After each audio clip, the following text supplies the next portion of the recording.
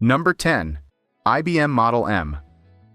Imagine a keyboard that wouldn't just survive a nuclear apocalypse, it could probably be used as a weapon during one. In the late 1980s, IBM released the Model M. A keyboard built with buckling spring technology. Every keystroke sounds like a productivity machine gun. And the tactile feedback? Honestly, addictive. So what went wrong? It was built to last decades. While most modern membrane keyboards die if you look at them while holding a glass of water, the Model M ignores time, abuse, and even technological evolution itself. If you bought one in 1986, there's a real chance you're still using it today, which is great news for you, and terrible news for anyone trying to sell you a new keyboard every 2 years. IBM accidentally flooded the market with a product that never needed replacement. For engineers, a keyboard still working perfectly after 35 years is a triumph.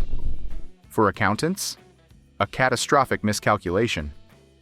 They wanted loyal customers. They created immortals.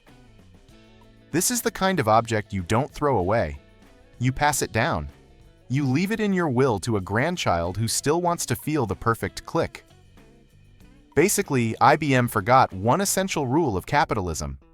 For the system to work, things must eventually stop working. Number 9. Segway. There was a time when the brightest minds in Silicon Valley believed our cities would be redesigned around a self-balancing scooter. Steve Jobs said it would be as big as the PC. Jeff Bezos was ready to invest billions. The Segway was an engineering marvel. Advanced gyroscopes kept the rider upright like magic, enabling fast, emission-free urban travel. Technically flawless, efficient, easy to use.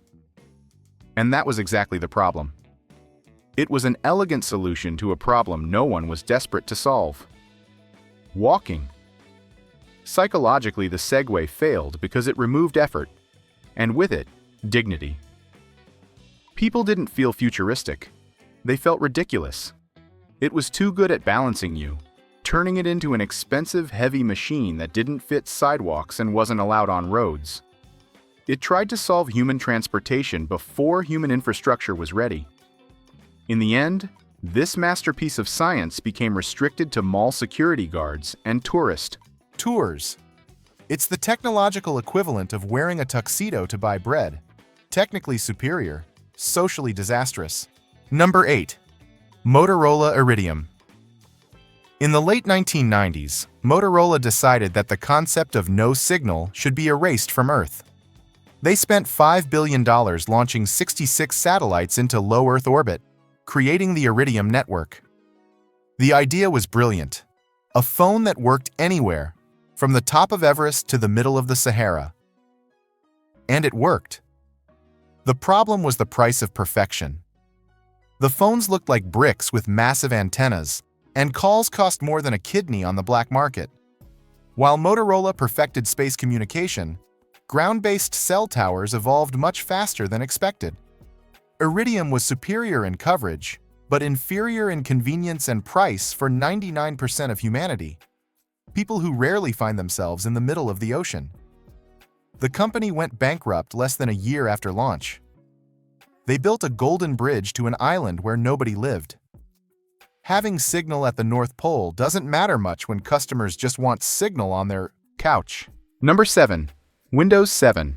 After the radioactive disaster known as Windows Vista, Microsoft needed a hero. And in 2009, Windows 7 arrived. It was clean, fast, stable. Most importantly, it just worked. It became the gold standard of personal computing. But for Microsoft, it was too good. When Windows 8 and later Windows 10 arrived, the world looked back and said, "No thanks. I'm fine right here." Windows 7 became the perfect X no one could forget. Psychologically, once a tool reaches peak usefulness with zero friction, any change feels like an attack.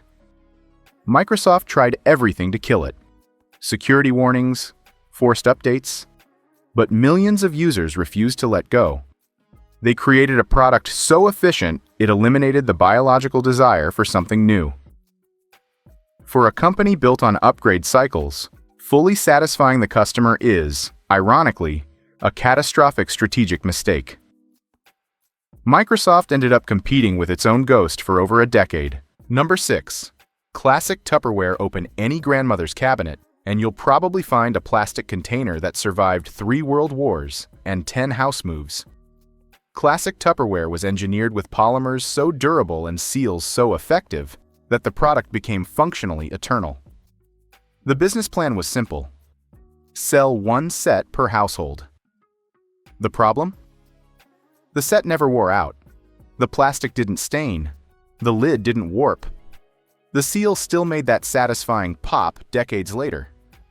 As replacements weren't needed, Tupperware had to invent new colors, strange shapes, and endless sales parties to convince people to buy what they already had. Why buy a premium container when your aunt's 1975 box still keeps lettuce fresh for 2 weeks? The company later faced financial crisis largely because its old products were too good. It's the only case where a product is so loyal it ends up firing its own salespeople. Number 5. Concorde.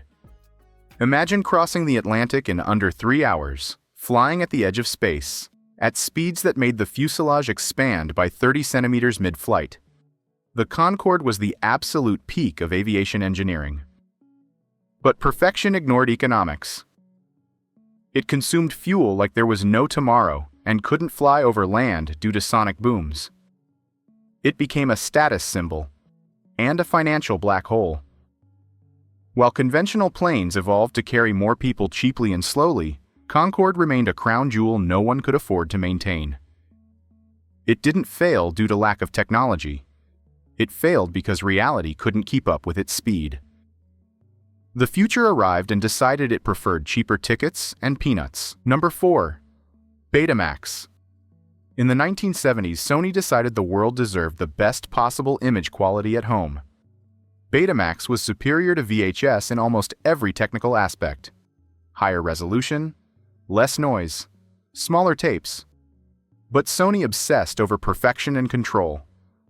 While Betamax offered 60 minutes of crystal clear video, VHS offered 2 hours of mediocre quality and freedom. Consumers chose convenience. Sony won the engineering war and lost the living room. Sometimes, good enough is the mortal enemy of perfect. Number 3. Nokia 3310. The Nokia 3310 isn't a meme. It's the most successful mistake in mobile history. Released in 2000, it was meant to be a basic phone. Engineers accidentally created a military-grade artifact. It survived drops, water, and possibly meteor impacts. The battery lasted so long, you forgot where the charger was. The problem?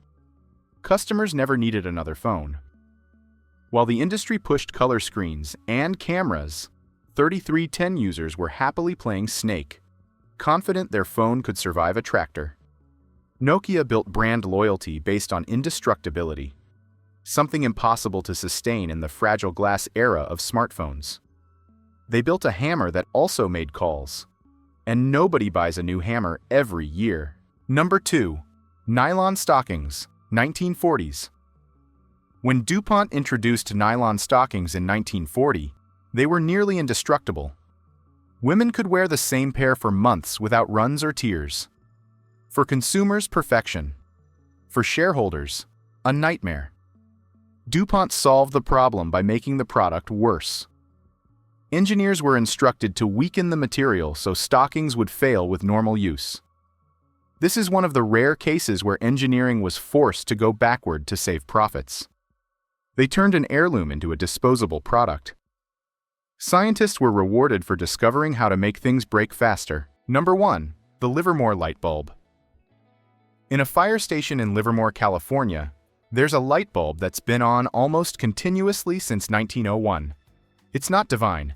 It's just old engineering without greed. Early bulbs were built to last as long as possible. In 1924, manufacturers formed a cartel to reduce bulb lifespan from 2,500 hours to 1,000. If the light never went out, the business would. The Livermore bulb still shines as proof that eternal products were always possible. The failure wasn't technological. It was economic. If everything were built like that bulb, the world would be more sustainable, and profits would be a distant memory. It stays on to remind us we're being sold planned junk. Now I want to know, what object do you have at home that refuses to die? That 1970s blender that sounds like a jet engine but never breaks? That old Nokia still holding 20% battery in a drawer? Tell me in the comments. That's it for today. More videos like this are coming. Subscribe.